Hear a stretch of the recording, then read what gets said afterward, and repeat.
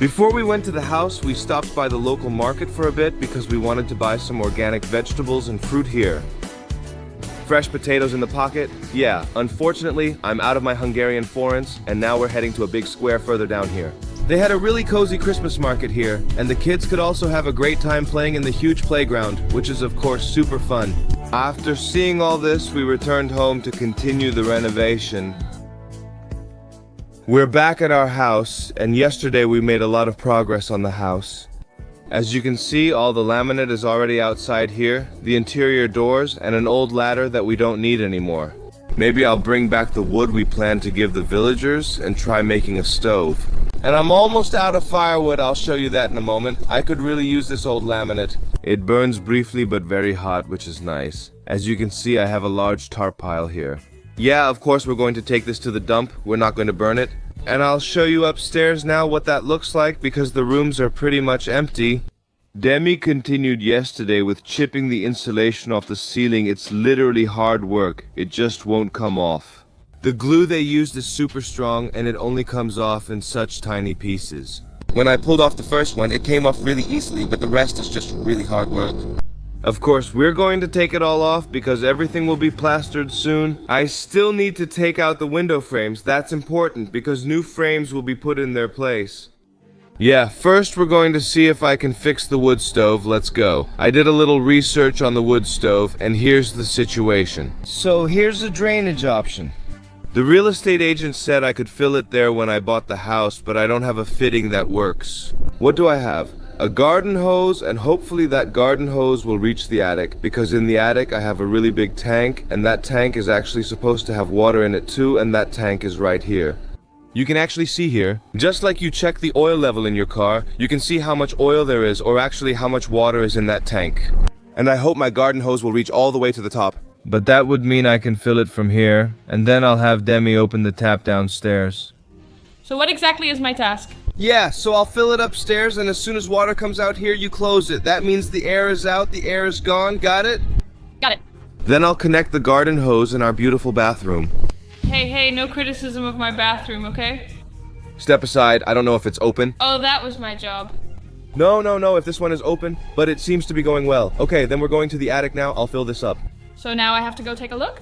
You have to check if the water is coming out, and why do I think there's not enough water in it?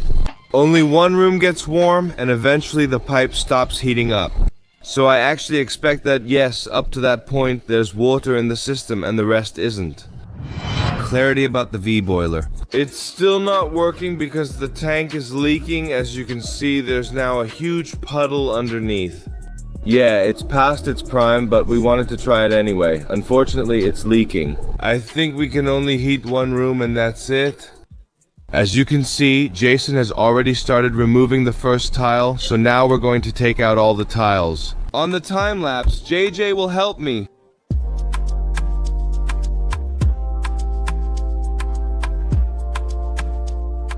Well guys, look what I found in the garden, just a salamander, look how cute. Oh, what a cutie. So cute. This is so typical of Hungary. You often see things like this. Come here, Peen. Sweet, right? He's sweet, isn't he? Come on, let's set him free again. Bye, Sally. Bye, Sally.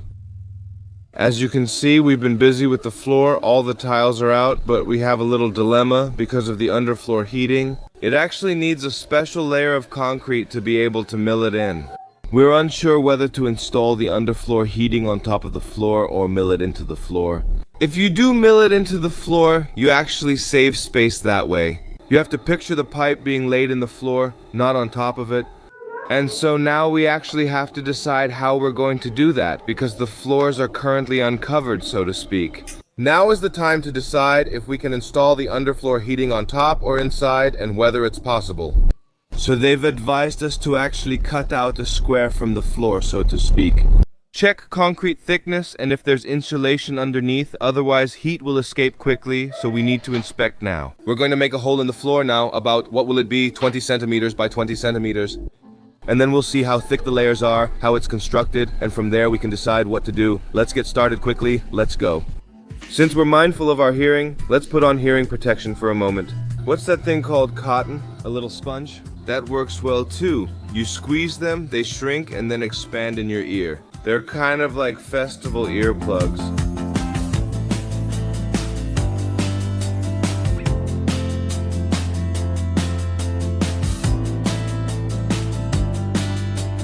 About 10 minutes later, I dug a small square out of the ground. And this was actually kind of a confirmation for us that we shouldn't get underfloor heating. We wanted to have it milled in. And because there's an empty space under the floor with air in it, it's not really sensible to get underfloor heating because the heat just gets lost. Your floor is actually cooling down constantly, which makes it unfeasible to install underfloor heating here. Because you're constantly heating just to keep that floor warm. And of course here, the concrete floor continues all the way to the balcony. You have to imagine, if I keep heating this all the time, it wants to cool down over there. So you'll definitely get cold spots, and your pipes will cool down as well. So the rest of your floor, where those pipes run, let's say, also doesn't get optimally warm. So yeah, we actually now have a kind of confirmation that the house isn't really suitable for underfloor heating, even though in the Netherlands they often do cut into floors and install underfloor heating. We're not gonna do it. In Hungary, they advise against it. You're basically just heating for the birds, so to speak. Yeah, so we're going to pick out some really nice radiators. We still need to decide whether to hide the piping in the walls or floor. In any case, it's a lot simpler and, yeah, maybe easier to achieve. So yeah, well, now that we know this, we can move forward again. We also want to know what insulation material is between the ceiling and roof. Insulation from 1995 isn't as effective as today's options.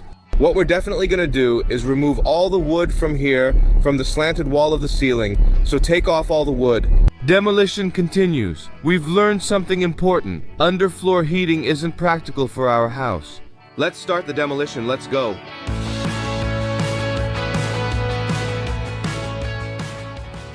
So I made a small hole in the ceiling to see if there's still good insulation in between. Of course, it was closed off with plywood sheets back then, and as for the insulation material, it's completely deteriorated. And that's exactly why we're tearing it open. Because it's an old house, which theoretically isn't even that old. It's from 1995, but the insulation work has still deteriorated. So everything will have to be re-insulated soon, then we'll put drywall against it, and then we can just finish it off nicely. Better insulation means less heating needed and a warmer house. To the back?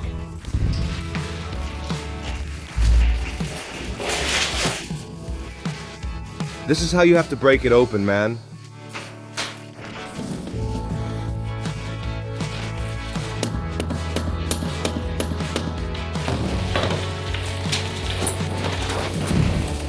There you go. Okay, sweetie, what I'm wondering now, look at what I see here. Wooden beams, can we keep those? Because you know I really love them. We're not keeping those. We'll screw the plaster strip to them. No, isn't there another way? Yes, there is. But then you have to work with little rods, and you basically have to attach those rods onto this. And once you have those rods on here, then you can put the plaster boards against them. Although you can really see that this was scraped by hand or something if you look here. It's really beautiful though. Then you can see that it was really done by hand or something, so that's actually very beautiful. But then you basically have this sticking out beyond the drywall. Would you like that? What do you mean this sticks out? Those wooden beams. Yeah, it's really beautiful. So you have your drywall half covered. Isn't that always the case? And then you cut out the rest from that bulge, if that would be it. You can't keep that whole beam visible, so maybe then. You still need to break this one too. That's the rest, actually. Half of it is actually quite beautiful too. I think you're just giving yourself more work with that. Yeah, but you love me, right? Of course! So, how long do you want for that renovation? I would just screw the drywall directly onto that main beam here, and then you'll be done in no time. We'll talk about this a bit more later. Watch out! Well, we actually find that balcony pretty scary because of course there is a railing, but besides that there's nothing else, you know? So as a child you could fall through it. Since Jason and Celine always help us, we need to quickly decide on something for the balcony. Because yeah, you really would fall straight down onto a concrete slab. Safety is most important. It's scary. Falling into the grass wouldn't be good either. But this... You literally just fall onto that plate down there. Yeah, that's really very scary. So let's at least fix something. I think there was something on it. It's a new day today. You guys are now in our cafeteria. We've turned on a few heaters here. It's nice and warm here, so we can relax a bit after working hard. But today we're going to continue, because I'll close the door behind me right away, so the warmth stays inside. We're going to continue demolishing the children's room because yesterday we made a lot of progress. Of course, we also made the balcony safe for the kids so they can't fall out. Why is the police at the door? Oh no, it's because of the accidents. As you can see, the children's room is pretty much demolished. There's still some insulation left hanging that we need to remove. We have to put all of this in garbage bags, and then this whole room still needs to be done, so we're going to do that in a moment. But first of all, we're going to light a fire again because we want to burn all those wooden panels, so we're going to start making a fire now. Let's go. Looking for gasoline? But those previous residents had, so I don't know what it is, palinka or something. They left it in the house. And it burns like crazy. I'll show you. That means there's a lot of alcohol in it. Then we're going to use our methylated spirits. That's what I call it. No, it's actually really strong palinka. This is really heavy stuff, you know. I'm going to pour a little bit on it and I'll show you how well it burns. Guys, let's light up that Hungarian-made palinka now. Hungarian palinka, let's go. This stuff burns like crazy, man. Hopefully my wood will catch fire right away too. By now, it's become quite a fire, which of course started out very small. I've now thrown everything from the first nursery onto the fire. This will burn up first for now. I think it's going to take a few hours. But after that, when we're done with the demolition work in that other room, we can add that too. And then we're rid of our wood, guys. That's just how it works here in Hungary. In the meantime, we've found someone for the old tiles, so they would like to have them from us. We were going to throw them away, but since they come out so neatly, you can reuse them.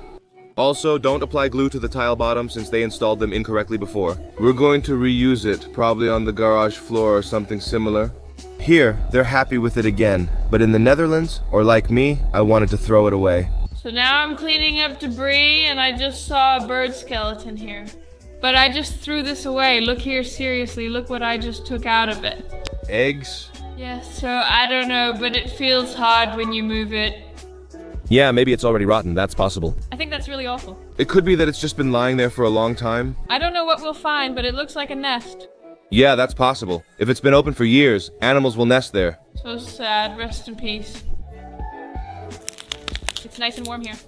Wonderful! I've never made such a big fire before, man. It's really going like wildfire, but those beds, man, seriously, within 2 minutes, they're completely burned away.